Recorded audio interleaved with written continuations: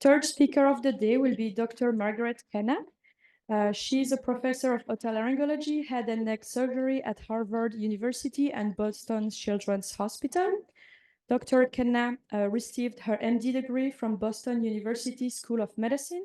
She completed an internship and residency in otolaryngology, head and neck surgery at the University Hospital of Arkansas and a fellowship at the Pediatric Otolaryngology at the Children's Hospital of Pittsburgh. Margaret Kenna's research focuses on pediatric otology and include the genetic of hearing loss, vestibular function testing, and some congenital cytomegalovirus infection study. Please, Dr. Kenna.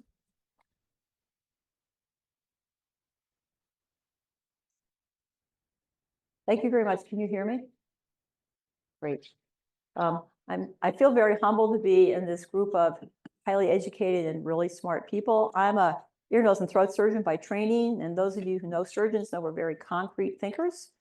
And I got interested in hearing loss because my patients who had chronic otitis media started to lose their hearing. And then we started a cochlear implant program, and I wanted to know why they were hearing. And that's really what got me going. So I really appreciate this.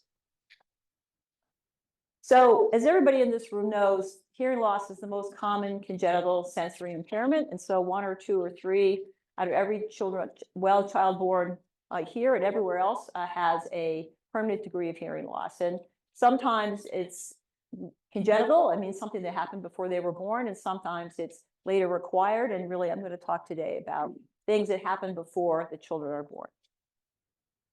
So I think also, as everybody knows, that as time has gone on, we have found that at least 60% of the congenital and early childhood onset hearing losses are genetic. But, you know, this other part that's green, some of this stuff is genetic too. So we talked about earlier, we talked about ototoxicity. Some of the probably exposure to noise, which causes people to lose their hearing loss, is likely genetic. Many of the anatomic abnormalities are also genetic. And so maybe one day this whole thing is going to be purple or at least striped. So I'm going to talk a little bit about genetic testing. It's something that we do all the time, but many patients still ask us, why are we doing this? They say there's nothing you can do about it, which fortunately is not going to be true in the future. So they want to know if other children will develop hearing loss. And before the babies are born, they want to know if the unborn baby is going to develop hearing loss. They want to know about reproductive options, depending on where they are in their reproductive cycle. And they want to know what the cause of the hearing loss is. Once the baby is born, they want to know, or if they themselves are asking, is it going to get worse? What kind of management options do we have? Should I be eating extra broccoli and things like that they ask about? And we know that in terms of things like cochlear implant outcomes, that specific genes do seem to be related to some degree to implant outcomes. So that's something we're really interested in and something that we're studying now. And you also want to sort syndromic from non-syndromic hearing loss. And when I was in training, the only obvious, we didn't have genetic testing, which tells you how old I am. And the patients who had genetic syndromic hearing loss were much older and already had all the features of the syndrome. But now we're identifying kids sometimes in utero, and they may only have the hearing loss. And so these other things are going to happen potentially to them, and we want to be ready. And then it's also, if we know it's genetic, we can stop doing all the studies that I was trained to do. And we were trained to do a whole bunch of things that turn out not to be very helpful, at least in a sort of shotgun fashion. And so we don't have to do those things anymore, which is great. We want to know if they're candidates for gene therapy. And now there is an FDA-approved clinical trial for a gene called otoferlin. So we want to know about that. And we want, of course, look for new genes. So if the patient comes to us in the clinic and they come and they have a bilateral profound hearing loss, you say, okay, well, you might be a candidate for cochlear implant, perhaps, then that's great.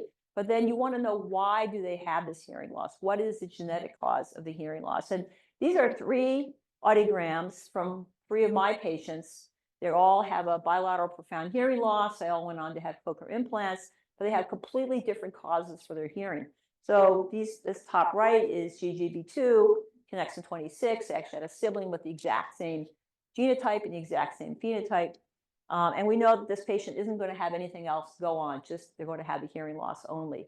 This patient has myosin 7A variants, has Usher syndrome type 1B, has the same exact hearing loss. And when they presented at the age of a few months old, all we knew was that they had this hearing loss.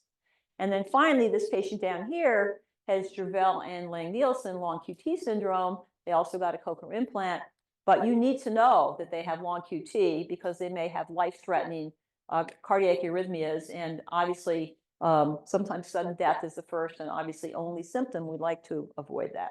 So three very different, same phenotype, very different phenotype.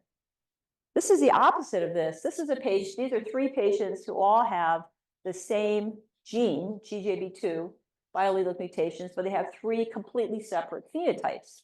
So this is that first patient, 35DLG, sort of classic bilateral profound hearing loss. This is a different patient, same genotype, completely different phenotype. And this is the third patient who has an M3014 mutation, usually have a more mild phenotype, and they had this really unusual W-shaped loss. So same gene, completely different phenotype. And so when the patients ask, what do you think? I think this is what we think. It's hard to know what to think. And there probably are modifiers for these genes. So when do we do genetic testing? So the families come to us and we say, okay, they say, what should we do? Well, we are now able to test the parents before the babies are born. And in some cases, we can test the parents before the babies are even conceived. So if the parents have a gene of interest, then we may help facilitate testing for that. Many people now have this expanded carrier screening, which really looks for mainly recessive and X-linked causes. They may get tested through it's direct to consumer. They may get tested through their OBGYN, but now they want to know, especially if they're pregnant, what should they do? And now they come to us and we talk about that. We can test the embryos, of course, pre-implantation if we know what the genetics is. So that would be for the second child, perhaps. And then while mom is pregnant, we can do chorionic villus sampling in the first 10 to 12 weeks. We can do amniocentesis at about 16 weeks. We can do cord blood testing once the baby arrives. And of course, if all else fails, we can actually test the baby. And if any of this has happened before the child is born, we would always do confirmatory testing of the infant themselves. So these are some of the things we used to do before we actually had good genetic testing. And this is when I trained. These are the things that we did. We'd see a new patient. We'd order all these studies, and they were negative about 95% of the time. So we would get an EKG, an electrocardiogram, looking for a long QT syndrome. The incidence of long QT syndrome is about 1 in a million in the population in the US. So obviously we weren't going to find it very often. We found a lot of other cardiac stuff, but we almost never found this. We did renal ultrasounds looking for bronchiolitis syndrome. The problem with that is that many people with bronchiolitis syndrome have normal renal ultrasounds. We did thyroid function studies looking for Pendred syndrome. It turns out that for patients who have Pendred syndrome, the thyroid dysfunction often doesn't kick in until they're much older. So we were testing babies. We, of course, would miss it. For eye exams, looking for Usher syndrome, an eye exam and a baby with Usher syndrome is normal. And so we were always missing it because they had a normal eye exam. It turns out that you actually either have to get them when they're older or you have to do electroretinography or dark adapted thresholds, something that's not part of a routine exam. We used to test urinalysis for Alport syndrome, same thing. Often it doesn't show up until later. And we do skin and eye exams for Waardenburg syndrome, often negative. So this was a very unfulfilling thing from our standpoint, and certainly from the patient's standpoint. They would do all this stuff and we never figured it out, or almost never figured it out. And then, as we were talking about earlier, began to identify genes. And as the previous speaker noted, this in 1993 was this change in the RNA in the mitochondria, and that was an amazing thing to say, oh my gosh, it's something we can look for, causes non-syndromic hearing loss as well as aminoglycoside ototoxicity. And then 1995, myosin 7A, which is a gene for USH1B, was diagnosed. And then in very rapid succession, 1997, GJB2 really was the first non-syndromic autosomal recessive deafness gene, and then followed by SLC26A4, which says found to be associated with something called an enlarged vestibular aqueduct, which is the temporal bone abnormality associated with this gene in patients with Pendred syndrome, and then stereocylin, which turns out to be the second most common gene that we see, and then it just took off from there. And really, in looking back in PubMed for the last several months, there have been 4 new autosomal recessive genes, including one that we just diagnosed along with Barbara Bona, thank goodness, and a big collaborative effort. But this is 4 in the last year, so that's kind of amazing. And it means that it's really hard to keep up. So this is from a CSV file that I downloaded from PubMed. This is when GJB2 more or less was, this is 1997 or 1998, this is 1940, and this is last week. And you can see that it seems like there's a gene a week or a modifier a week or some new way to think about this every week. And so keeping up with this from a diagnostic standpoint is really, it's really fun, but it's also really challenging.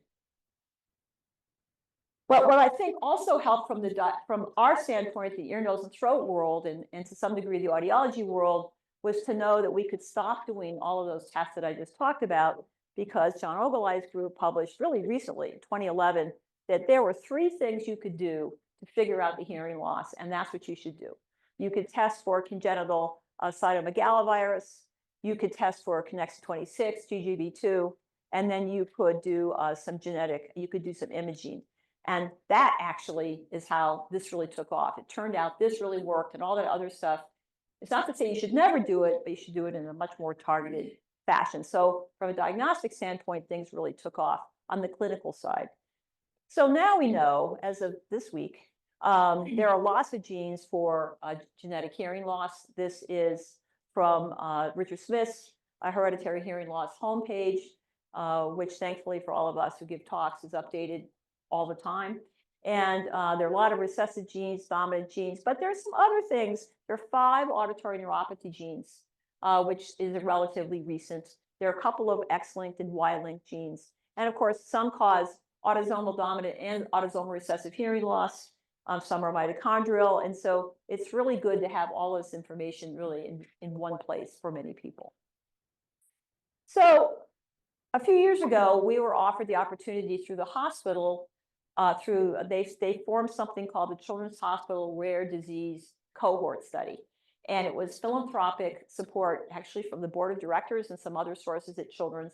And we applied to do our hearing loss study because the insurance companies were challenging to get this paid for, and we were accepted. And so this is the first group of patients that we were able to test. It was published in Laryngoscope in 2023. We had almost 200 probands. We actually have now almost 500 probands. And so what we learned from this, it was all comers. If you had a unilateral loss, a bilateral loss, it was mild, it was moderate, it was profound, it was asymmetric. Basically, anybody who we could get to sign up to do this. We had probands and then trio testing as well. And it was an exome study. And what we found was that we knew GJB2 was common. We already knew that. There's 17% in our patient population. Stereocylin was 10%. But the other things that we found that we didn't actually realize, there were all these syndromic genes that either had never been picked up during early childhood, or they were way more common than we knew about. So for example, MITF is a Waardenburg syndrome gene. This is myosin 7A for Usher syndrome. There were whole, and so I don't think we really realized how common these were. And we picked up some things that we actually didn't expect to pick up at all, because usually we couldn't test for them. So it also turned out, this is a beautiful slide that my colleague Elliot Shearer made. He's a much better computer guy than I am. If we took all the patients who had a solid diagnosis, turns out a third of them were syndromic. And of the people who had a unilateral loss, half were syndromic. And see, these are also things that we actually had no idea about. Some of these were syndromic patients we would never have picked up because they didn't have syndromic features. So some of these things, this is Waardenburg syndrome. This is Usher syndrome. This is branchioolar renal syndrome. We picked up a lot of kids with Stickler syndrome, all the different collagen genes. And we've picked up a few Primrose syndrome, which is extremely rare. There are like 30 reported cases in the whole world, and we have 2 that we've picked up recently. And this child who had Niemann-Pick disease had been tested a lot over the years, was an older kid, and it turned out there's a clinical trial for Niemann-Pick disease that made this child eligible for inclusion. And it's been a life-changing thing for this child and their family. So we've been really excited to find a lot of these things. But in many cases, it was sort of like, who knew how common these things were? When we looked at these syndromic patients, most of them appeared to be sort of not clearly syndromic at birth. They would show up, they'd have a hearing loss, and then some of them did sort of have syndromic features. But then if we looked a little bit harder, it turned out that of these patients, if we looked really hard in retrospect and combed through their medical records, some of them had maybe syndromic features, maybe like a child with Usher syndrome was very nearsighted, for example, and was 7 or 8, but nobody really figured it out. And it turned out, but half of them really only had hearing loss. They didn't have anything else. And this is a Usher syndrome gene. This is a Usher syndrome gene. This is BOR. This is Waardenburg syndrome. So we had no idea how, and these are patients who have things that will happen to them likely as they go along, but they hadn't happened yet, or only in retrospect had anybody looked for them. Of the unilateral hearing loss patients, half of them had a syndromic hearing loss. And since unilateral hearing loss generally isn't covered by insurance companies, we weren't actually able until recently to start testing these patients. And again, this is Children's Hospital of Boston. These are kids that we see. I'm sure there's a skew, but still, this was astonishing to us. This child had Charge syndrome, for example. This is a child, GJB2, just had a unilateral hearing loss. This kid had Kleestra syndrome. So all of these things that we didn't know about. So looking at the symmetric bilateral losses, about highest yield for testing was about 40 to 45%. Of the asymmetric losses, so hearing loss on both sides, one side better than the other, we still had about 30%. And of the unilateral losses, at least of this patient population, it was about 15%. So that was a much higher yield than we had suspected. And as we accumulate more patients, now that we're up to, as I said, up to 500, these will probably change a little bit, but this was the first stuff that we were able to publish. Our collaboration with the Children's Hospital Rare Disease Group, they have a huge bioinformatics support for it, which is available to us basically for free.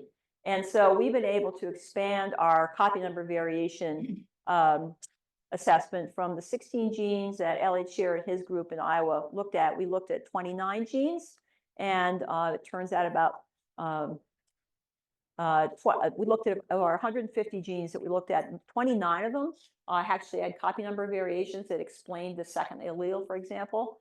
And so we are moving forward to look at additional structural variants, and we've now started to look at long-range genomic sequencing as well. So through the CRDC, and really with Elliot leading the charge, we've been able to access long-range sequencing.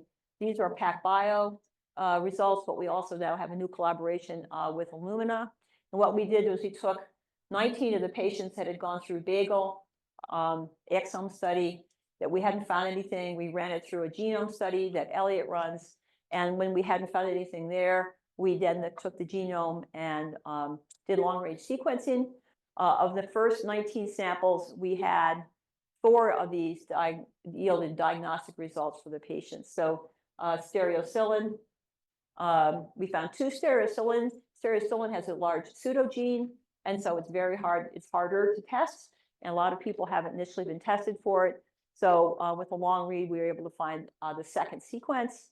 Otoancorin is also a relatively common gene, actually, but again, difficult to sequence due to some segmental duplications. And then we found 1 mitochondrial gene, MITF, that we would not have identified and did not identify on both exome testing and on whole genome testing. And so this was classified as a VUS, but we found similar inversions, and we confirmed it, and we were able to return these results to the family to say, we think this is what this is. We'll be on the lookout for other things with Waardenburg syndrome. So this has really been a big addition to our diagnostic studies. We realize that not everybody can do this, but we're thrilled that we have this availability, and hopefully other places will begin to be able to do it. So I know Barbara was here talking about our collaboration. So This is a new non-syndromic recessive gene, PKHD1L1. It's really rolls right off the tongue. And in this patient was, this is one of my patients we found through our BAGEL study, our bilateral and unilateral genetic hearing loss study. The original exome was negative, and so we had a long list of candidate genes. This popped up on the candidate gene list. And so actually I went to Elliot Shearer, my colleague, and I said, well, gosh, we have this. What do you think about figuring this out? Because it looked pathogenic. And it turned out that next door at the Harvard Medical School, like I could see them from my office, David Corey's lab had developed a mouse model of this gene many years ago, thinking it might be useful because it's part of the tip links with stereocilia. And so it turned out that Artur and Bellucci had moved from the medical school to the Mass Eye and Ear, and we reached out to him and his colleagues. And then Elliot reached out far afield, actually to Barbara Bona, and we found 3 additional patients. Actually, she found 3 additional patients. And it turned out they were able to do a lot of functional work at the Mass Eye and Ear. And to make a long and very collaborative story short, this is a new gene for hearing loss. And so we're really excited, obviously. The collaborative group, I thought, was amazing just because I got to see the patient and then call on all these really smart people to help. And the fact that we had a collaborator who was a mile away was just a gift. So we're really excited about this, and we're going to hope to continue to find new genes as part of these collaborations. This is from a paper that David Corey's lab published a couple years ago on where this gene is. These are stereocilia, and this is an immunogold labeled study. And you can see there they are. And so it makes perfect sense that they would be related to hearing loss, which is why they made the mouse model to begin with. But to have something from the mouse all the way to humans and then back again has been really nice and very confirmatory of this gene. So now what are we going to do? We have all these patients and we have all this great support and lots of excitement. And so, the question is, what do we do now? Do we do genetic testing at birth instead of hearing testing? And I've been very fortunate to work with Cynthia Morton on her Seekaboo study. Or do we do it in addition to hearing testing? What would that mean if we actually are able to figure this out? Will it make them eligible for earlier trials? It certainly may decrease the number of people lost to follow-up. That's actually in the literature. And certainly it's going to save testing other things that we don't need to test. There are a lot of issues, like any early genetic testing, consent issues, privacy issues. How are we going to follow these people up? And then this has really led me to think about genetic testing before the patients are born, which to me was the logical time to think about this. And so we know that many common hearing loss genes are included in these prenatal genetic testing panels and on 23andMe and Ancestry.com. The parents would like to know if their child, if they have children, is going to have hearing loss. And is it going to be a syndromic or non-syndromic loss? And is there prenatal genetic therapy that they could enroll the baby or the fetus in? So we, over the last few years, have had an opportunity to work with 15 sets of pregnant parents, came through the Maternal Fetal Care Center at Boston Children's, and they had abnormalities on their carrier screening, and that's what got them in to see us. It turned out of this is obviously a very skewed, non-scientific group of patients. 14 either had one parent or both parents had GGB2 variants on their screening, and one had Usher syndrome 2A variants. I have met all these patients, and when I met them, all of them already were pregnant, and so they are now wondering what to do with this information. So we offered a large number of things. We met with them, we counseled them, we said, this is what's going to look like. Perhaps when the baby is born, these are the resources you might want to think about. And then how would you like to approach the diagnosis of this baby who has a due date but isn't here yet? And initially, some families also were trying to consider if they wanted to continue on, because the idea of having a deaf or a child with hearing loss was very scary when the child wasn't even here yet. So it turned out all these families went to term, And 4 couples chose amniocentesis just because they wanted to be ready for when the baby came. But 11 of the couples decided to wait until the baby was born. And then it turned out, of all these kids, 6 had biallelic JJB2 variants, and we were able to see them within the first week or 2, confirm a diagnosis, do auditory brainstem response testing on them, and really get them going. It turned out that of these 6, 4 did have their ABR done by 5 weeks of age. 1 had normal hearing. At the age of 5, this child still has normal hearing, and I was talking to Tom Friedman this morning. I don't know why, but they do. 1 was lost to follow-up, and then and the others turned out to have normal hearing. So this was really our first sort of wading into these deep waters of what are we going to know before the baby is born, and what should we do about it? I mean, in the otolaryngology world, genetic counseling, especially of babies who aren't here yet, is something that we don't routinely learn, but it turns out that this is where we're going, and so this is what we have to know about. Finally, I think everybody knows about this child. So this is the first child who got gene therapy through Akuos, which is now owned by Eli Lilly, and he has homozygous otoferlin mutations. He was born in Morocco. When he was 7 or 8 years old, he moved to Spain, and in Spain, the audiologist said, you know what, I think there's a study for what you have. Go to Philadelphia. So this child went to CHOP, got his gene therapy with my colleague, John Germuller at CHOP, and this is a picture taken at about 4 months post. The child initially had no hearing, no spoken language. He had some sign language, and at 4 months, he was able to say that he could hear the traffic in Philadelphia, of which there's a lot of traffic out in the college there. And he was learning, he was signing, but he was learning some spoken words. And so in the same time frame, there was another article. This came out actually first in the New York Times, because that's how we are, right? But then there was, in rapid succession, 3 studies from different parts of the world reporting on this same gene. And so this is the first FDA-approved clinical trial for hearing loss gene, but it certainly won't be the last. This is an uncommon gene, but it's really a great place to start, and it's extremely exciting. I think every patient I see in clinic read this New York Times article and came in wanting to know if we could cure their hearing loss. So I'm hoping we will be able to do that. So the ethics of this, should we even be doing this? Deafness is serious for sure, but it's not life-threatening, not like sickle cell disease or some of the other things for which there are recently approved gene therapies that are amazing. Who's going to have access? It won't be even to start with, and it should be. And when should we do this?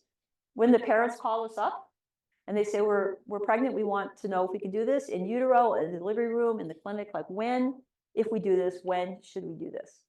So I feel really privileged to be here amongst these really smart people. And I'd like to acknowledge some of the people that I get to work with every day that have made all of this work possible. Elliot Shearer is the junior guy in our group who is an MD, PhD, pediatric otolaryngologist geneticist, and is really leading the charge in a lot of these things. Shelby Redfield's our genetic counselor. She was the first author on that paper with Barbara Bona, and she's astonishing. Tiki and Adrian are research assistants and do all the legwork. And Victoria Albano, I have to bring up, she's my nurse practitioner. And if I fell off the face of the earth tomorrow, nobody would miss me because she is so good at all of this. And then several people in this room that I've had the privilege to work with over the last just recent years. And then I should have Peter Steiger down here, who I've known a long time, and we have some similar interests, and we have a study going on now. Thank you very much. Oh, sorry. And this is the rest of our funding from all the usual lucky places. Thank you very much. So we again gonna start by online question. John, can you please unmute Mr. Kumar? Yeah. And Mr. Kumar, you can speak. Kumar? He's still muted. Can you hear me? Yeah. Okay, great. Very nice talk. This is Kumar from Case Western. I do have a Thanks. question regarding your thought about cochlear implant recommendation, or at least information like to the parents when they have genetic diagnosis. And it also brings up an interesting twist that gene therapy might be available. Just your comments on perhaps do implant on one ear. I don't know. I just want to just ask you your thoughts about that. That's such an interesting and important question. So I have a recent example of that. We have one of my patients who has otopharynx-related hearing loss. Didn't know that. She got a cochlear implant, and the family never wanted to do genetic testing. They said, this is probably not genetic. So the second baby was born and is also deaf. And so the family said, oh gosh, maybe this is genetic. So we tested them, and they both have homozygous otopharynx mutations. And the second child would be eligible for the otopharynx trial. And so I spent, and Elliot spent quite a lot of time talking to the family about these results and their options. And the family said, why would we want to do gene therapy? Our first child has implants in both ears and is a superstar, which she is. And so the second child actually now has bilateral cochlear implants.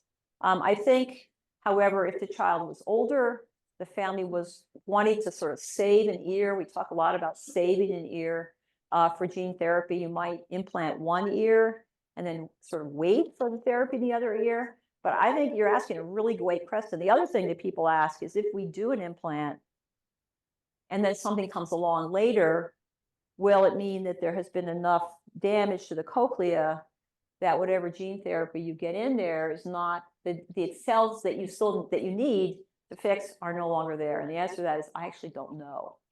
But it's something we talk about all the time with the family.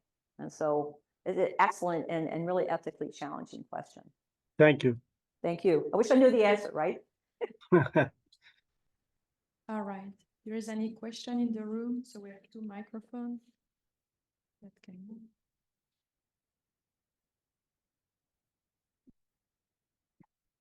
Hello. No.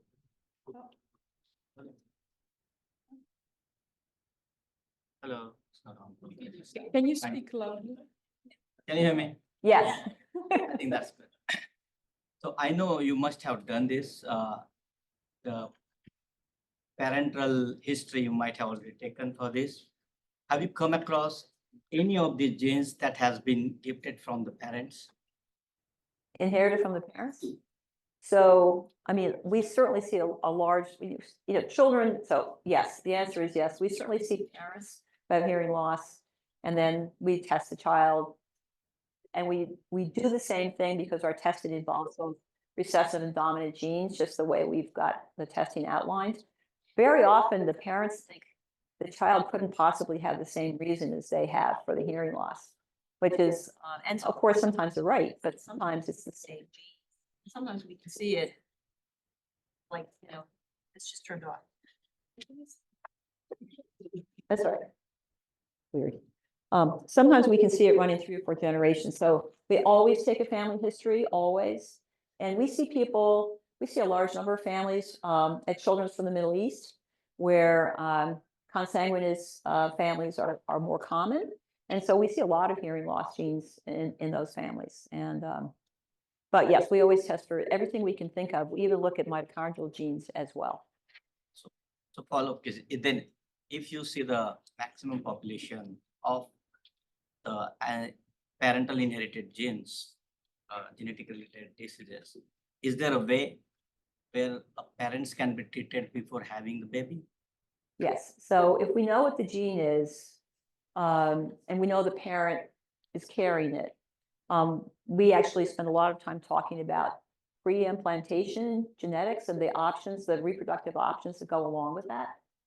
And as again, I'm in Boston. I'm very lucky to be surrounded by people who are really expert and available for this. But we spend a lot of time talking to them about this. Very often this is a new idea, and it can be, I think, ethically challenging to have these discussions with the families.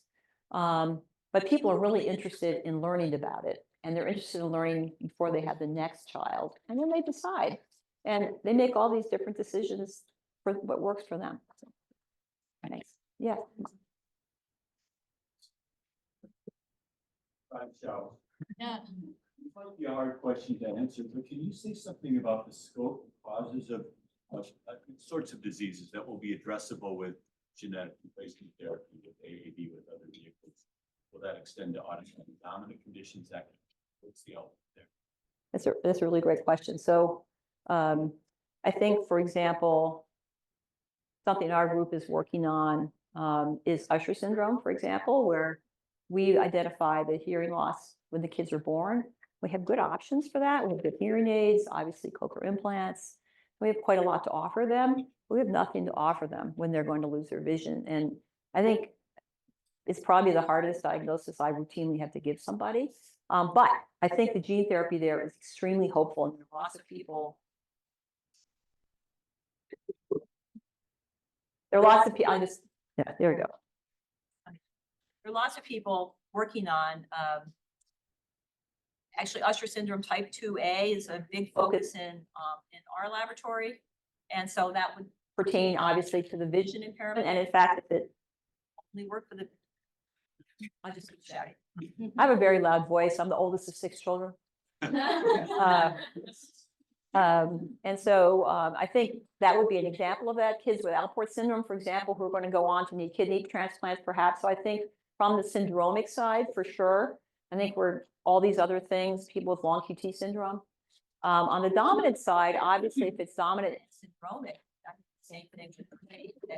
We knew we had something that we could do, then I think we'd want to hopefully be able to do it. So, I mean, families are just like, now we have CRISPR. They come in asking about CRISPR. Can we do this now? And, you know, Cynthia, we're going to send to Cynthia. She's going to solve all the problems. Thank you very much.